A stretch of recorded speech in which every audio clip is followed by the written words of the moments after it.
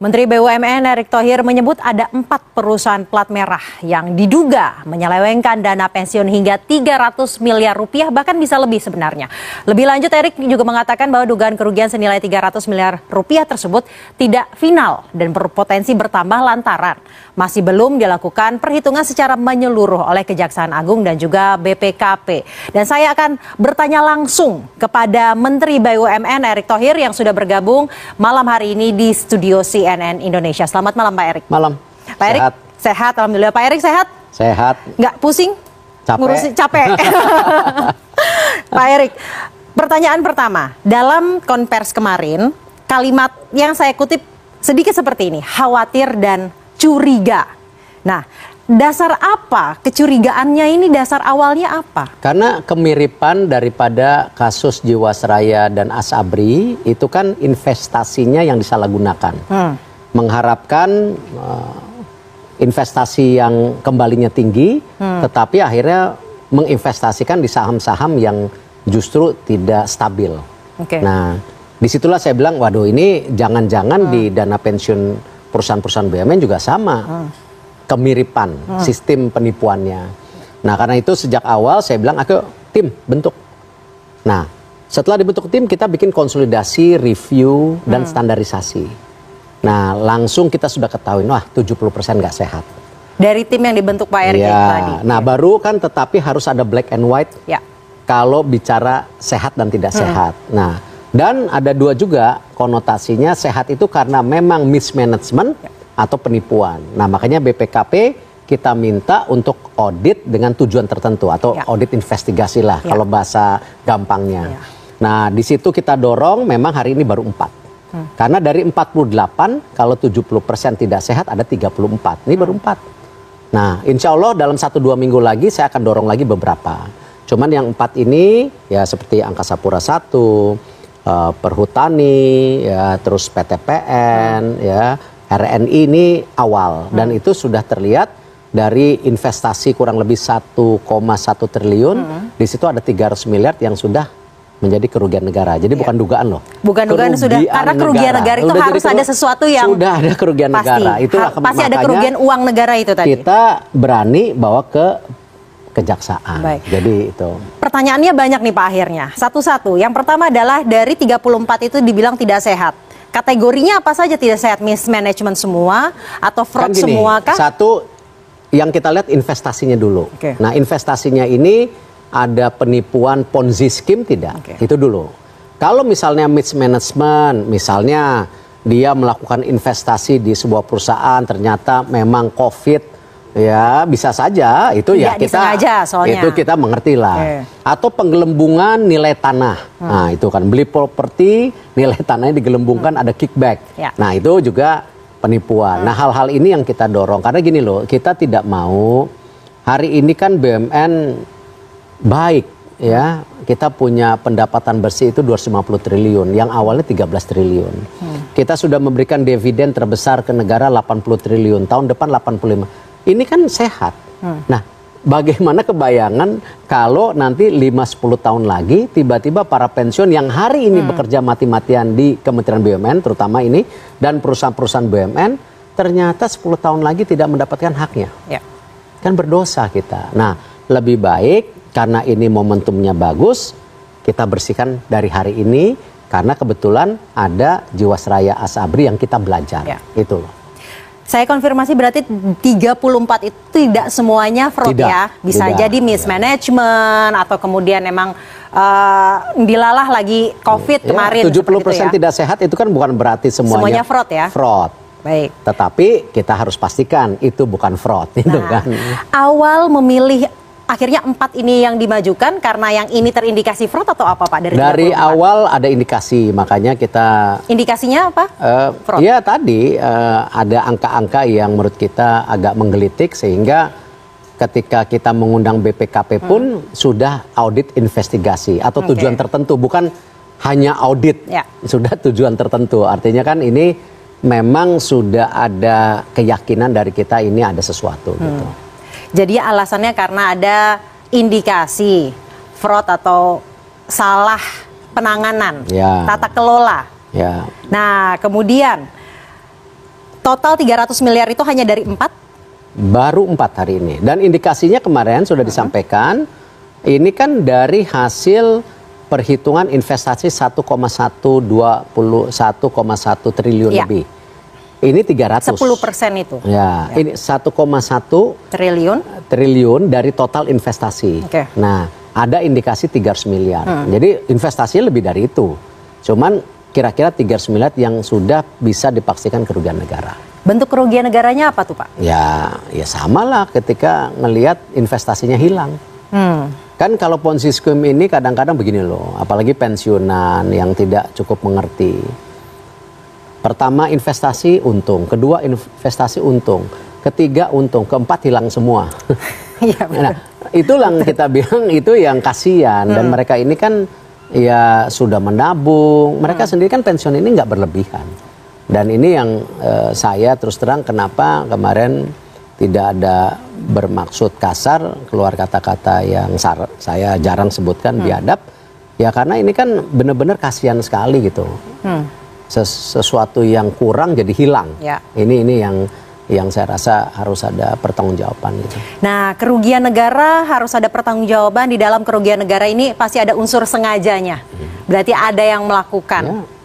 Siapa saja Pak nama-namanya yang diduga? Itu ada di beliau-beliau. Ada di beliau. Berarti namanya sudah dilaporkan, nama-namanya dilaporkan juga? Ada di beliau-beliau. Karena kan saya nggak bisa sesuai tupoksi saya, nggak bisa di luar tupoksi saya yang seakan-akan saya menjadi alat penegak hukum. Bukan. Saya kan hanya memanage korporasi supaya korporasinya good corporate governance, transparan, lebih baik ke depan. Ya, itu aja kalau kita tugasnya. Itu artinya nama-nama tidak hanya hasil dari audit berupa laporan keuangannya saja, namun nama-namanya juga sudah diserahkan oleh Kementerian BUMN. Dari hasil audit. Dari hasil audit, yang 4 itu. Kurang lebih begitu. Kemudian yang selanjutnya kapan akan dilakukan? Mungkin 1-2 minggu ini kalau sudah datanya dan hasil audit versi kita, kita akan kasih ke BPKP lagi, nanti baru ke Kejaksaan lagi. Ada berapa sekarang yang sedang didalami oleh tim? Ada 7. Ada 7? 7. Apa saja? Wah, nggak boleh. Kan karena masih final, di audit ya.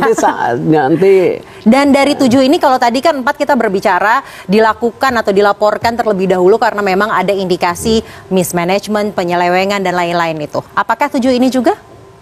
Kayaknya ada. Ada fraud? Ya. Ada indikasi fraud di dalamnya? Ada. Pertanyaannya Pak, 70% itu besar. Kenapa ini bisa, kalau publik tuh kayak, kenapa ini bisa terjadi lagi gitu? Kalau memang dana ini tidak dikelola dengan baik, dengan orang yang baik, dengan sistem yang baik, yang namanya melakukan sesuatu perubahan itu kan perlu ada yang namanya pimpinan dan tentu sistem. Nah, inilah yang kenapa kalau kita lihat kasus Jiwasraya itu kan dari 2006, baru sekarang dibongkarnya. Dan itu pun perlu recovery selama 3 tahun. 2024 awal ini semua baru terbayarkan. Nah ini juga sama, kalau kita nggak selesaikan sekarang, ini recovery-nya perlu 3-4 tahun. Makanya saya meyakini ini harus segera, bukan menunda. Kalau saya ingin menunda sebenarnya lebih gampang kok. Tapi kan tanggung jawab moral yang harus saya pertanggungjawabkan karena BUMN-nya lagi bagus. Jangan sampai di kemudian hari ada isu-isu yang tidak baik. Nah, tadi Pak Erick Thohir mengatakan pimpinan dan sistem makanya ada peluang-peluang untuk melakukan fraud. Makanya salah satu perbaikan di situ kan yang kita lakukan sekarang yang namanya investasi dana pensiun didampingin oleh AFG. Ya, salah satu perusahaan BUMN yang sudah pengalaman ketika membuka kasus Jiwasraya. Jadi ada pendampingan. Nah, orang-orang yang mengelola dana ini ya mesti punya expert di bidangnya. Bukan dalam kategori, oh karena ini siapa, karena ini pensiunannya di situ. Nah ini yang kita harus jaga. Memang orang yang punya tanggung jawab dan punya capability gitu. Selain pimpinan tadi ada sistem, berarti banyak loophole sebenarnya di dalam sistem. Ya itu yang terjadi di Jiwasraya Asabri. Kenapa kita perbaikin secara sistemnya itu. Ya kan? Nah kemarin BPKB juga mengatakan sudah memberikan rekomendasi setidaknya untuk 4 BUMN ini ya. Rekomendasinya apa, langkah-langkah apa yang akan diambil? Sama kita sepakati bahwa tidak mungkin dana pensiunan ini yang justru harus aman buat pensiunan tetapi mencari investasi dengan return atau kembali yang setinggi-tingginya. Akhirnya ya terpaksa bermain saham untuk goreng-gorengan istilahnya pasar gitu. Nah ini yang tidak boleh. Kenapa? Mereka harus kepastian jangka panjang ya 10-20 tahun mungkin returnnya hanya 5-7%, bukan yang 20-28 triliun untuk mengejar tadi. Kategorinya tidak bisa terlalu high risk berarti ya? Nggak bisa high risk gitu. Opsi-opsi apa aja yang ada dalam pertimbangan-pertimbangan? Ya kembali. Sebentar Pak. Ya. Karena kita harus break dulu, jadinya nggak bisa langsung dijawab, nanti dijawabnya setelah break. Saya akan kembali lagi dengan Menteri BUMN Erick Thohir usai jeda. Tetaplah bersama kami di CNN Indonesia Newsroom.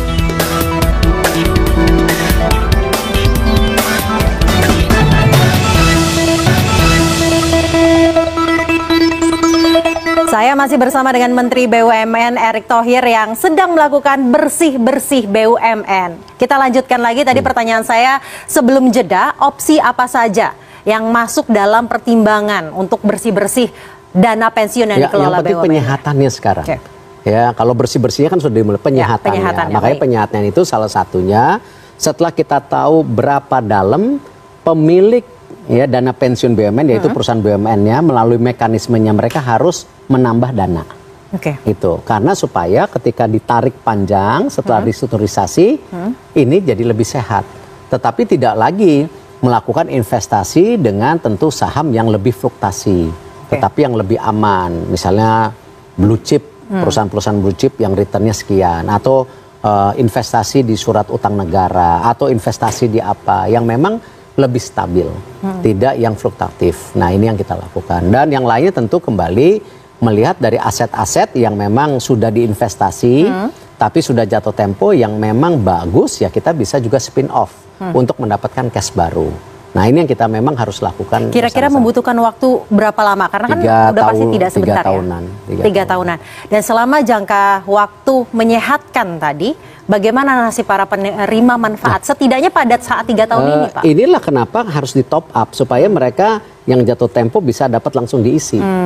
Tetapi ini kan jadi panjang lagi gitu loh. Jadi kita tidak akan meninggalkan yang sudah ada hari ini, tapi memastikan keberlanjutannya juga tetap ada gitu. Jadinya bagi para penerima manfaat selama 3 tahun penyehatan ini. Iya harus kita. Tapi mereka bisa tenang kan ya Pak ya? Harus dibantu, harus dilindungi. Baik, kemudian setelah dana pensiun yang dikelola BUMN akan diteruskan dilanjutkan lagi? Ini aja banyak loh. Ada 34 baru 4, kalau minggu depan atau 2 minggu lagi 7 baru 11. Saya rasa fokus BUMN hari ini dana pensiun, menyelesaikan juga kerja-kerjaan yang ditargetkan, kereta cepat sudah selesai. Sekarang kita lagi fokus pembangunan kilang di Balikpapan. Ya itulah 88 proyek yang alhamdulillah kalau tidak ada apa-apa 90% di tahun 2023 akhir selesai. Jadi tinggal 10% yang kita kejar di 2024. Jadi akhirnya seluruh penugasan yang diberikan BUMN bisa tuntas. Yang bisa di dalam 88 proyek hingga 2024 setidaknya. Sebelum pemilu ini benar-benar ketok palu. Ya harus kan, ini kan amanah yang diberikan itu. Nah, berbicara mengenai pemilu Pak, tahun depan sudah pemilu. Ganti kepemimpinan, kita nggak tahu nih Pak Erick siapa yang akan mengisi menjadi Menteri BUMN selanjutnya. Bagaimana memastikan bahwa upaya bersih-bersih ini harus dan bisa terus berlanjut Pak? 3 hal. 1, kita sudah menyelesaikan yang namanya blueprint BUMN 2024-2034. Kemarin kita sudah duduk dengan DPR, RUU BUMN sudah masuk prolegnas untuk diselesaikan. Salah satunya RUU BUMN itu yang paling penting apa sih? Fungsi penugasan itu harus lebih transparan ya, dan harus disepakati oleh 3 menteri. Ibu Menkyu sebagai pemilik, saya sebagai pengelola, dan menteri yang menugaskan itu. Dan ini 2 poin yang saya rasa menjadi sistem. Yang ketiga, kalau kita lihat sekarang kan banyak figur-figur BUMN yang ada di kementerian lain, bukti berarti apa? Kita udah jadi talent pool.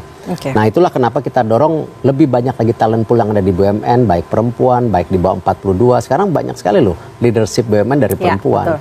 Yang di bawah 42 juga seperti itu. Nah kita dorong. Ya keempat kembali tadi, kalau ini sudah blueprint, sudah ada RUU, sudah ada sistemnya harus kita jaga. Dan ini saya yakini dengan perbaikan ini BUMN bisa terus transformasi. Bagaimana menjaga agar sistem yang sedang diperbaiki ini kemudian tidak berantakan lagi? Pemilihan pimpinan BUMN sangat transparan, ada sistemnya sekarang, tidak istilahnya jual beli jabatan, tapi ada sistemnya. Kalau misalnya kita ingin mengangkat seseorang, ada talent poolnya, oh ada 5 nih talent poolnya.